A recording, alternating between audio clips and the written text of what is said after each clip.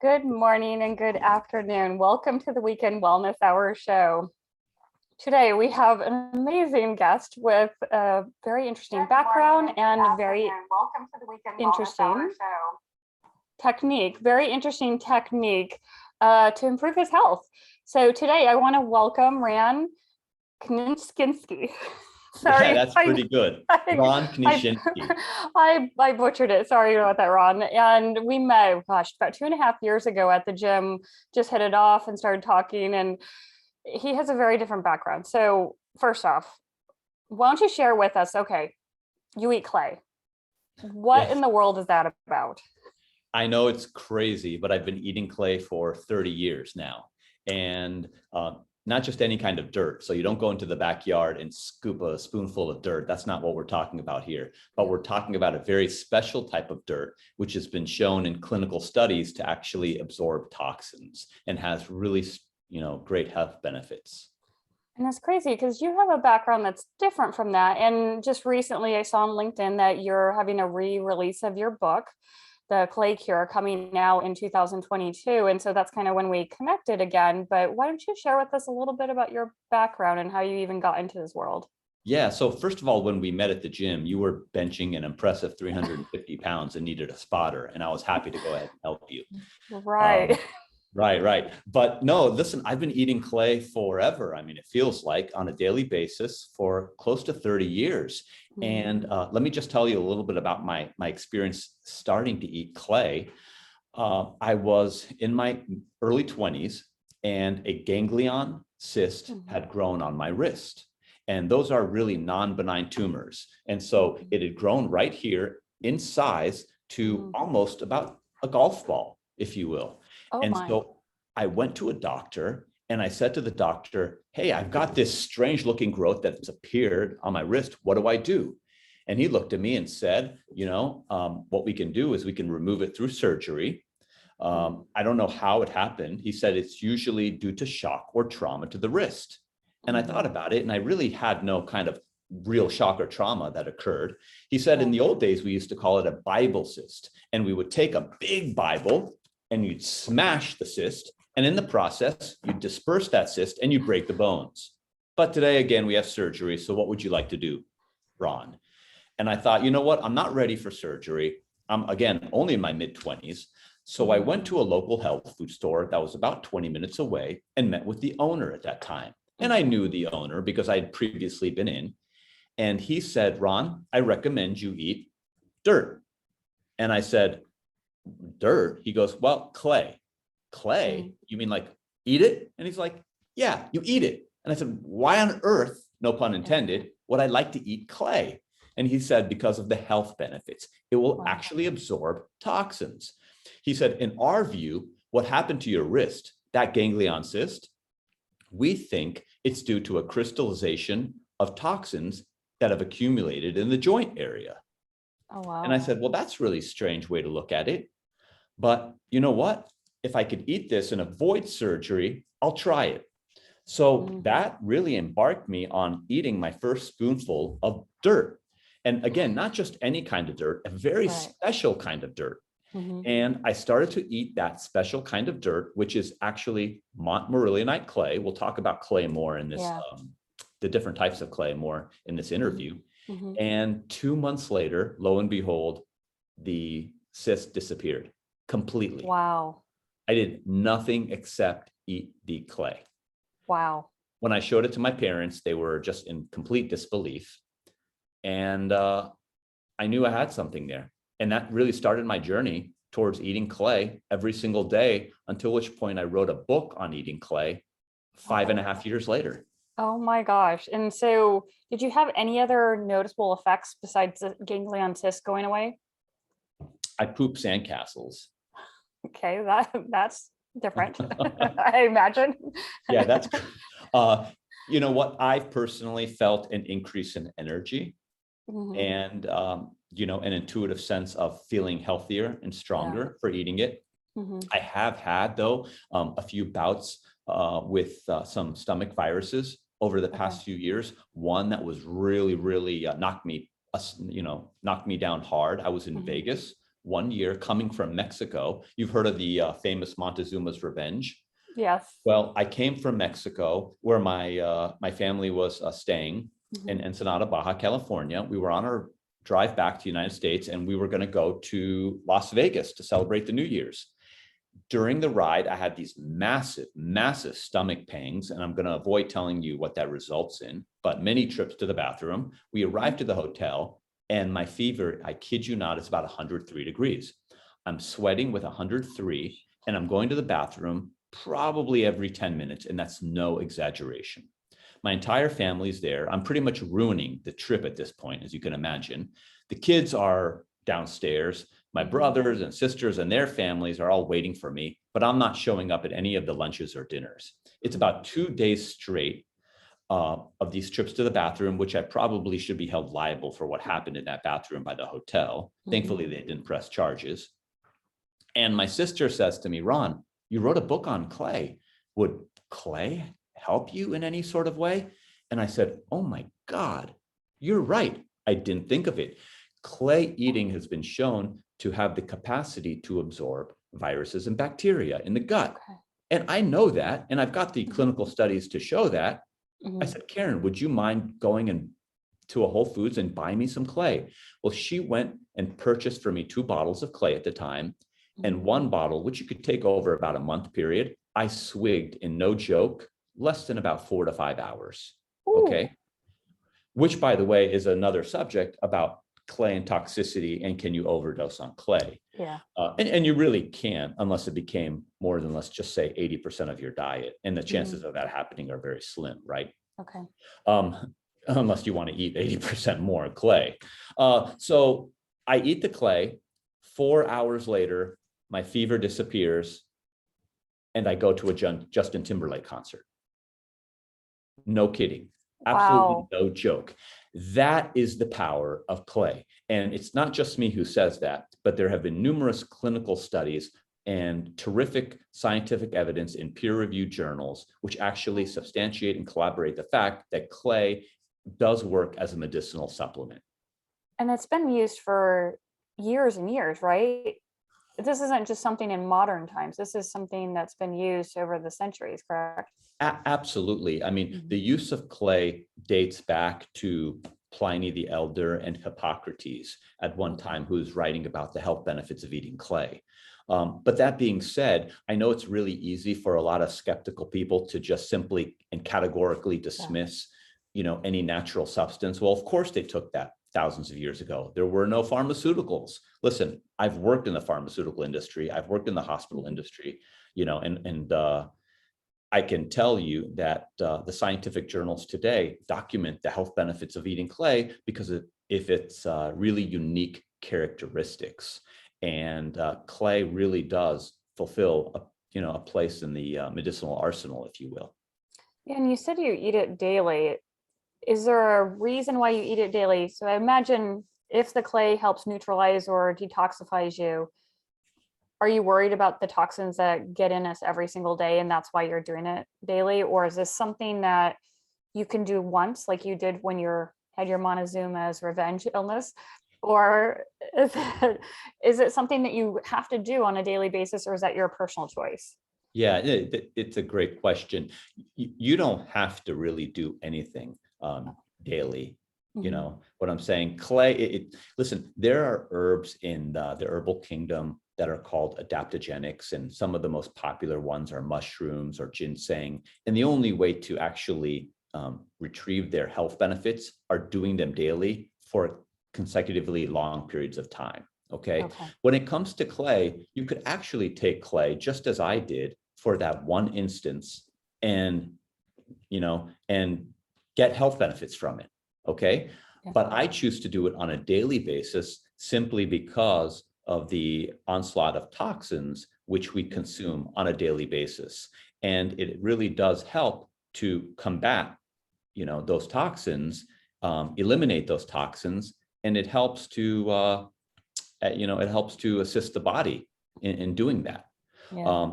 So, yeah. I'm curious too, because there is a push to improve our diet, our nutrition, improve our immune system. So now on days where maybe you fall off the good eating habit and you go out and have maybe something more fast food or more processed, do you take extra clay that day to combat some of the chemicals that are in, more processed foods? Sure, you can vary up the amount of clay. Let me tell you, so I eat a certain type of clay called montmorillonite clay every day. Now, to understand what is clay, clay is not just like any dirt. So I kind of joke, but you go into your backyard and you find a rock. And if you were to eat those rocks, you'd pass those rocks through, probably. You might have a little bit of indigestion, but those rocks are inert. And clay is not inert. It's actually alive, believe it or not.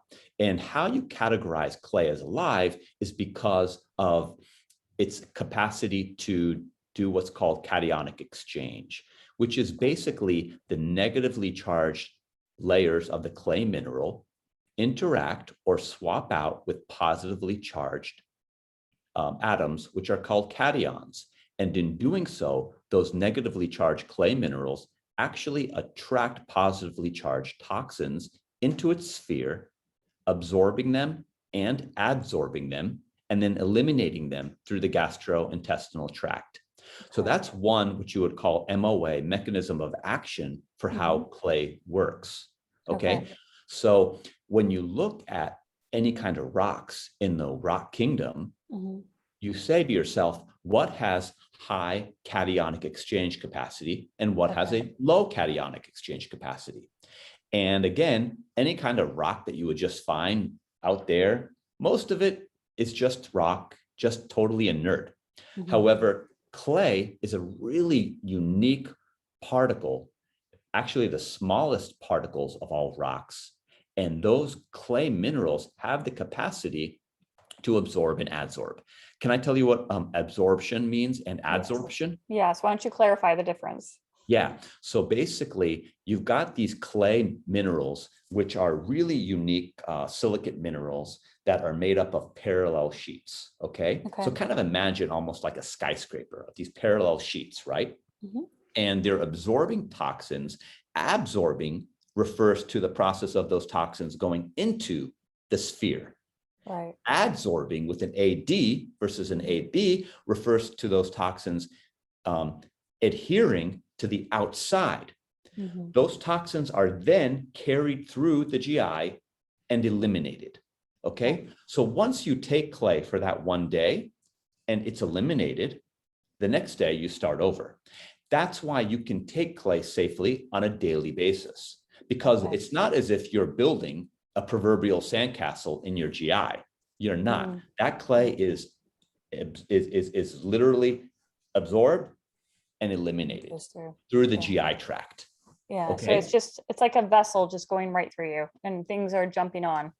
Yes. And it's not to say also that all clays are made equal. There are some clays in the world that have a low cationic exchange capacity. For example, and that's kaolinite clay. There's all these different types of clays. You've got kaolinite clay, you've got illite clay, you've got montmorillonite clay. The most researched in the world are really the kaolinite clays and the montmorillonite clays. Kaolinite clay has what's called a low cationic exchange capacity, but it's been researched for its use as what's called an astringent, or really helps you with diarrhea. You got the runs, you can do kaolinite clay. It was so well researched that a pharmaceutical company basically took the kaolinite clay and created a product called geopectate, which you've heard of probably. And geopectate has sold, throughout the world on all the store shelves. Initially, geopectate was kaolinite clay mixed with pectin. Pectin is a fiber. And today, if you were to look at that formula has been synthesized. So it's no longer what the original formula was. But that being said, the kaolinite clay was at the base of that formula for use as an astringent for the treatment of diarrhea. Then you have other types of clays like the clay I eat, which is montmorillonite clay. And montmorillonite clay has a higher cation exchange capacity. And that clay has been shown to be effective for the absorption of toxins, just as we've been talking about.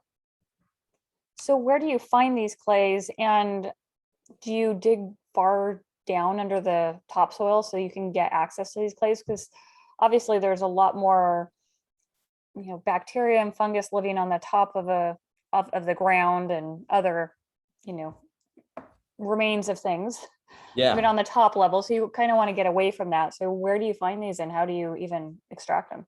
Yeah, no, so listen, if you were to go and just dig up dirt and eat it, I don't advise that. And I also Okay. don't advise just going and purchasing a Ziploc bag of clay on the internet. It's probably not that great of an idea because you don't know what the microbial count Yeah. is, the bacterial contaminants in that clay. Okay. So, I actually retail a clay.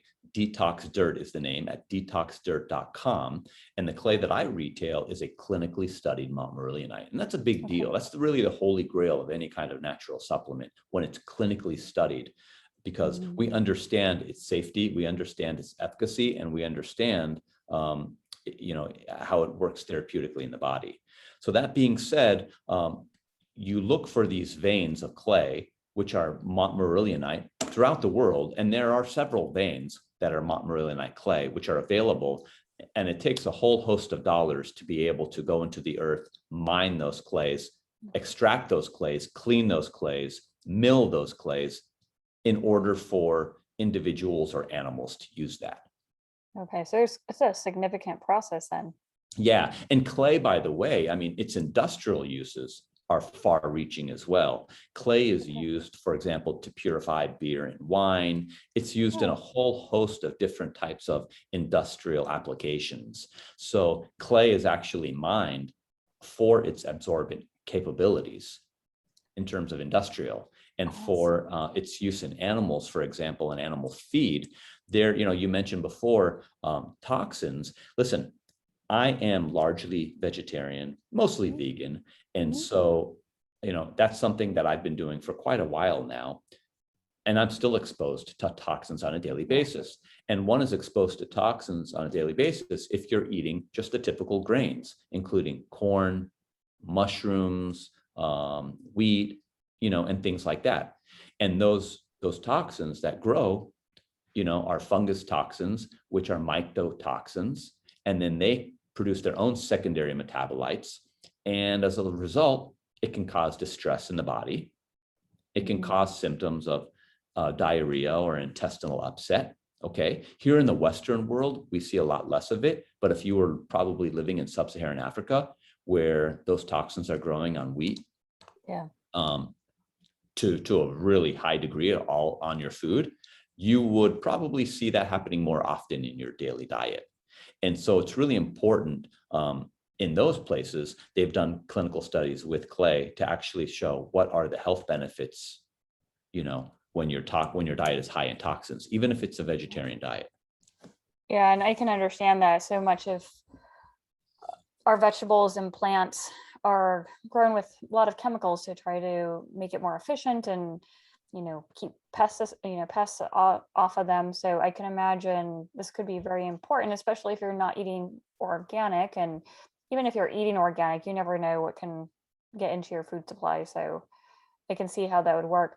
So other than toxins, are there other benefits? You kind of touched on a little bit with the pesticides or microbes. Are there other benefits to eating clay?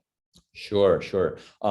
So, there's a whole range of reasons why people have eaten clay since time immemorial. And in the book that I wrote, The Clay Cure, which is coming out again in March of next year under a new name, new ISBN, check out my website, detoxdirt.com. Instinct is the first reason. So people will just eat clay and they're not even sure really why they eat clay. Animals eat clay, for instance. And if you asked an animal, why do you eat clay? I don't think you'd probably get a very good response, at least one that you can't understand. Right. But animals eat clay. And the theory behind that is that animals intuitively understand that a lot of the plants that they eat have toxins, and that in an effort to go ahead and absorb those toxins and eliminate them, like the alkaloids and the strychnides and things like that, clay eating comes natural.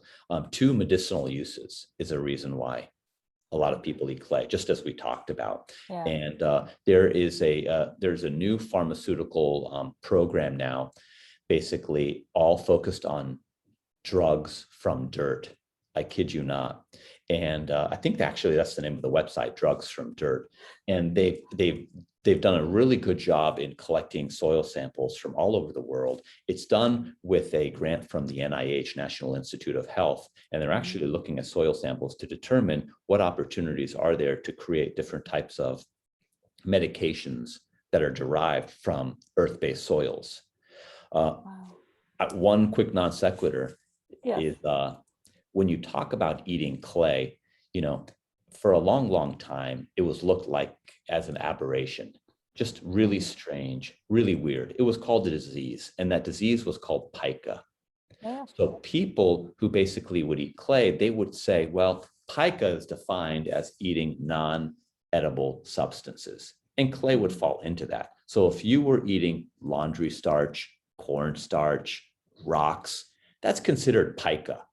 And so for a long amount of time, it was considered aberrant behavior, okay? Nowadays, we understand the health benefits of it, and we refer to it as geophagy, which is really eating earth, okay? Now, do you think Dr. Amy, do you practice geophagy? I'm sure I do in some of the plants I eat because I'm also plant-based, but Okay. not knowingly. Okay, so geophagy would be eating, let's say, salt. When you say pass the salt, Oh, yeah, you're it's a right. form of geophagy. Because if you think about clay and you think about salt, they're both rock minerals that come from the earth, okay? If you go ahead and you buy that orange juice with added calcium, that's a form of geophagy, okay? Yeah. If you're buying Rolaids or some stomach over-the-counter medication with additional calcium, which is rock, right? Yeah. Some of the calcium that you buy is from limestone. So that's a form of geophagy. And if you're buying minerals for supplementation, right? Because that you asked me, what are the other benefits? Other benefits include mineral supplementation, which is actually a secondary benefit to the detoxification, but still very important. When you talk about mineral supplementation, it's derived from the earth, right? Yeah. So you've got fluoride, right? You've got calcium, you've got all these different other types of minerals that are available that are coming from the earth. So that's pretty impressive. And now, since there are different types of clay, do you ever combine the types of clay together to have an even greater benefit? Yeah, you to have like a big clay party. Like why not? All the clays come together and they're like hanging out. So generally speaking, clay by itself, naturally occurring clay, when it's mined, doesn't really occur alone. Usually it's a mix of a couple of different clays that, so you try to identify the clay by itself alone. And when you're extracting montmorillonite, what'll happen is when they do these assays, they'll say, okay, this clay contains 95% montmorillonite. This clay contains 90% montmorillonite with a little bit of illite mixed in, which is illite might be like a French green clay, for example. And so the goal, though, is really to be very specific and very targeted with respect to the clay that you're eating. Because again, as I mentioned before, the clays will differ in their health benefits based on their mineral structure. Right. So generally speaking, you're not finding compounds that contain many different clays. You're targeting one specific clay. The clay that's most eaten today is the clay that is usually most researched, which is the montmorillonite variety, which comes from the family of clays called smectite, which refers to a expandable clay. You'll look at a lot of clays. Here's my brand, by the way. Can you see it? Yeah, we can. That's Detox Dirt. Nice. Maybe let me see if I change. Well, it does. We can see it. We can actually see it. Yeah. Okay. So if I take this clay out, by the way, so you buy this clay. This clay costs about $35 a jar, 6 ounces worth. Okay. It lasts for a full month. Okay. All right. The clay is protected. So I'm going to rip that protection off right there. Okay. And literally, clay is considered, you've got the finest, smallest particles that is clay. It's actually a crystalline structure. So if you were to go over to my house and look at my granite countertop, okay, that's what this clay looks like under a microscope. Wow. But to the naked eye, you really can't appreciate that. Neither can you understand or appreciate, not you personally, but anybody, including myself, okay? Those parallel sheets that we talked about, Mhm. okay? You eat it, and it's really that simple. Just like that. This clay is kind of a tan colored clay. Okay. In water, it looks a little bit more grayish, Mhm. okay? With absolutely no flavor, Okay. no taste, Mhm. and it's odorless. That's And a benefit because a lot of people won't take something if it tastes horrible. no, I'm just kidding. Me. I shouldn't Yeah. do that, should I? You just scared everyone off. Yeah. So, okay, so you take a little bit. How much do you use daily? So I use 1 teaspoon a day. Okay. Yeah, which is about, call it 2 to 3 grams on Mhm. average. Some of the clinical studies that were done use as little as 1 gram per day. And you can take your clay in capsules. You can take it as a spoon like I do. I take literally that 1 teaspoon a day, which is not very much. I mix it with 4 ounces of water. I stir and I drink. And it's that simple. And within 60 seconds, I've managed to take my clay for 1 full day. Now, do you do it on an empty stomach or with food? What's the protocol? Yeah, no, that's great. Those are great questions. I take my clay on an empty stomach. Okay.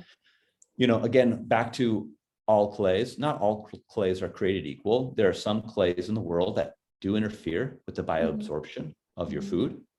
And so, that's why it's really important to me to actually find a clay and back up a clay and retail a clay that doesn't, which is why I'm so big on purchase a clay that you know and understand, purchase a clay where there have been clinical studies, because then you can at least, you can talk to the health benefits of eating that clay with respect to doing the absorption and not interfering with your absorption of food.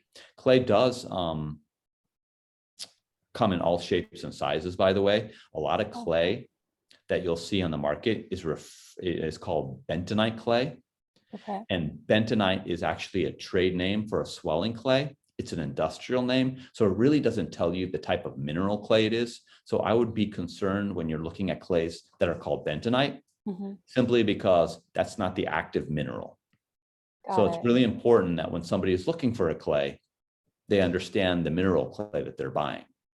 Right. And so if, for instance, you happen to eat or drink something beforehand, can you still get the benefits of the clay if you have it in a little bit of a fuller stomach?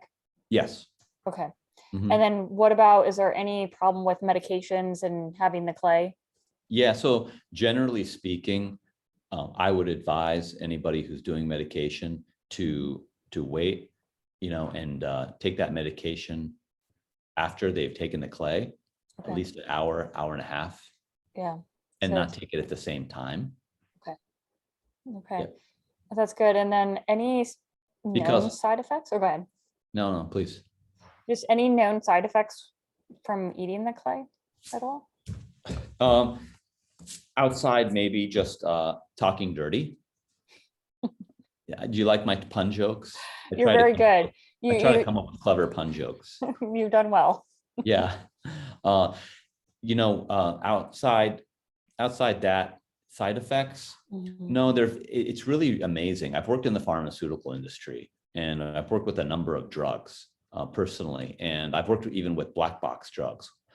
Black box drugs refer to drugs that have serious side effect profiles. The clay doesn't have negative side effect profiles, or at least this clay that I'm talking about. There are clays, though, in the world that indeed do. And there are clays that I mentioned to you that, when you're buying on the internet, you need to be very careful, simply because they may leach minerals from the system, or they may interfere with the absorption of foods. So not all clay is created equal. It's important to take the right type of clay. Right. And being able to work with it through, if you are on other medications. So is this something also that would be good? Okay, if I'm going to start clay, I should probably talk to my naturopath or a PCP or whomever to make sure it doesn't interfere with the medications, because those physicians may not even understand clay? Because this is not something that's in common everyday conversation.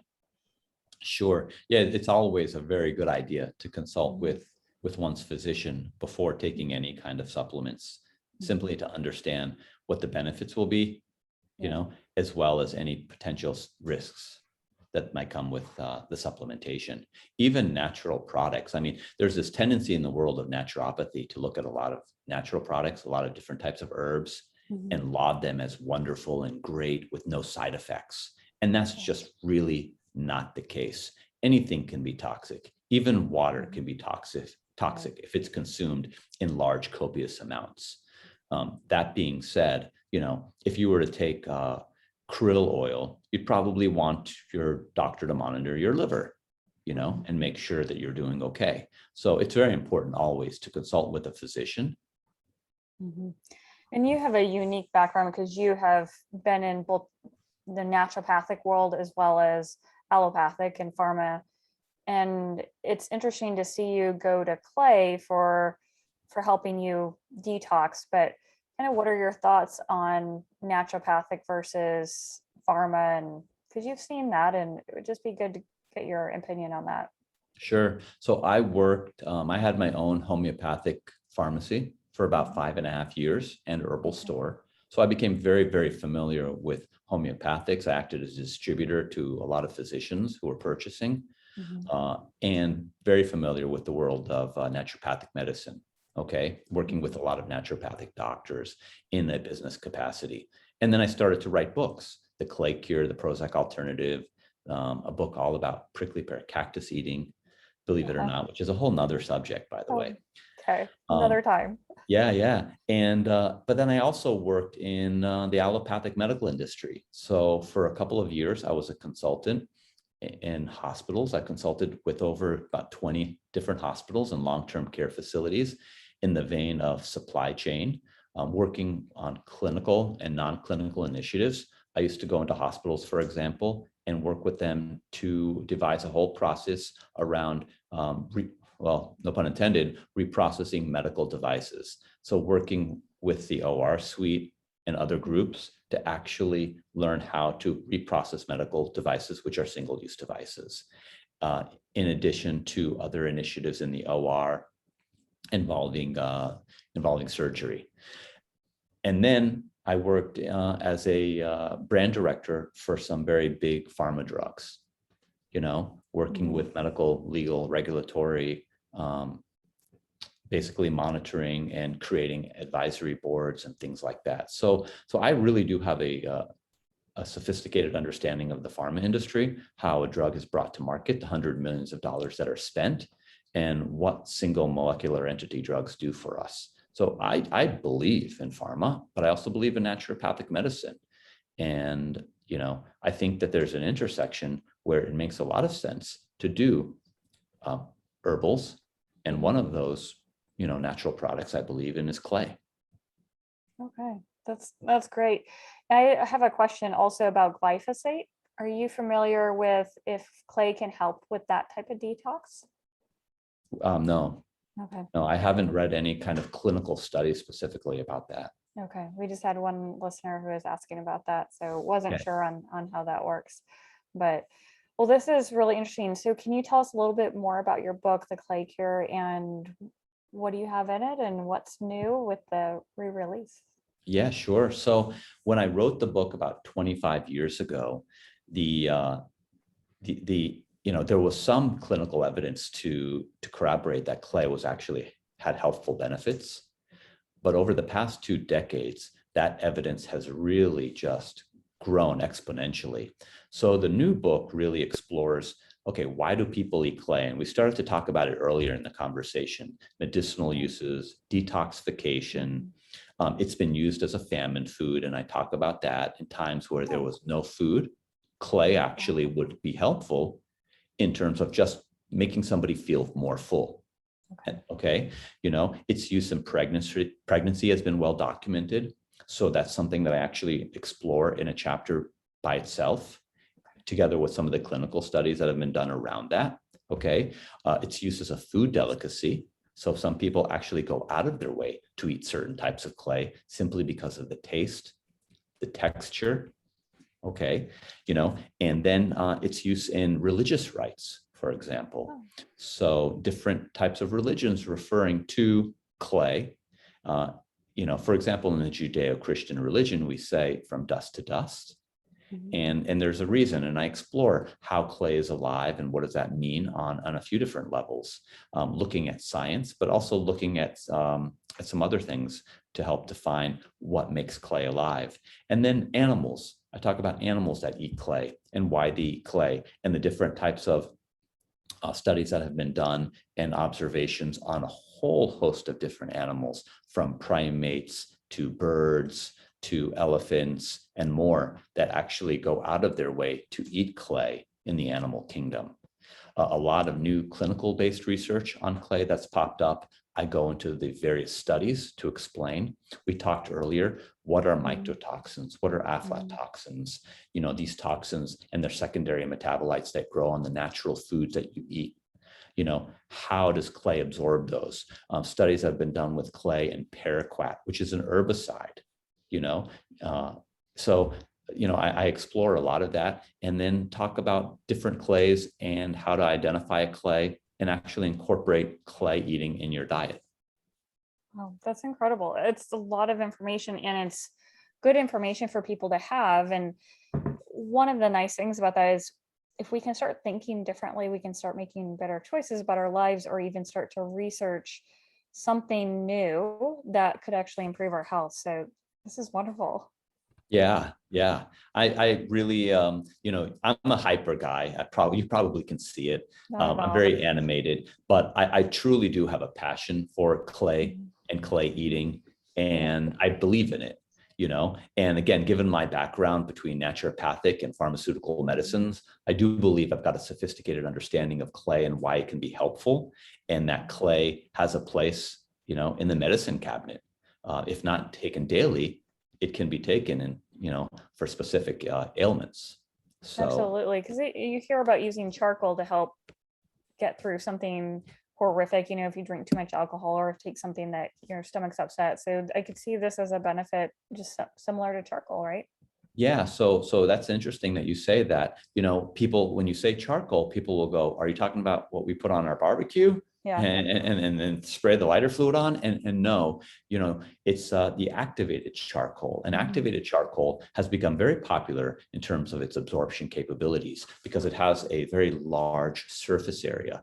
And that's why clay, when we talk about that cationic exchange capacity, when one is ingesting clay, its large surface area is really important. In some cases, some geochemists have actually said that the surface area of 1 gram of clay can be as large as a football field.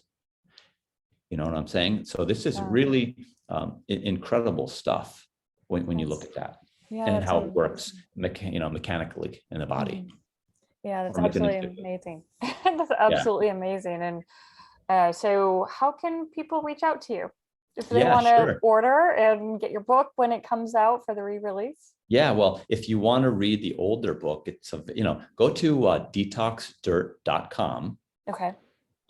There are links there to the book on Amazon, where they can buy the book that's been out for about the last 2 decades. But I promise you, the new book is going to be 50 times better. Okay. But the clay is there. Again, I sell the clay, and it's got pretty nice packaging. My background is also consumer marketing. So they can purchase the clay there. And if they've got questions, there's an email there where they can ask me questions and I'll respond. Okay, this is wonderful. Any last bit of tips or advice you would give to anyone regarding clay and eating dirt? Yeah, you know what? That's a really good question. I gotta come up with something smart there. I would just say that, you know what? It's when you start to eat clay, it's really important to hydrate. Okay. Because clay really loves water, and due to clay's expansive properties, it needs water. So everybody, at least here in Arizona, should be drinking water at least 8 cups a day. And when you take the clay and you mix it with your 4 ounces of water, do it with a plastic spoon and not a metallic spoon. Oh, why is that? Because again, what we just talked about with that exchange. Okay. So that's why we encourage you to go ahead and utilize a plastic spoon in taking the clay. Okay. And really, just to get the health benefits, it's no more than a teaspoon a day.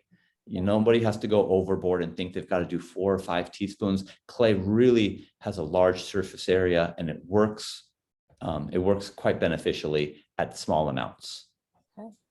Wonderful. This has been absolutely amazing. A conversation I never thought I would have in my life. So I appreciate you bringing this into our world and having this conversation. Sure. Yeah, my pleasure. Thanks for having me. Really great to touch base with you. Absolutely. And thank you all for joining us today.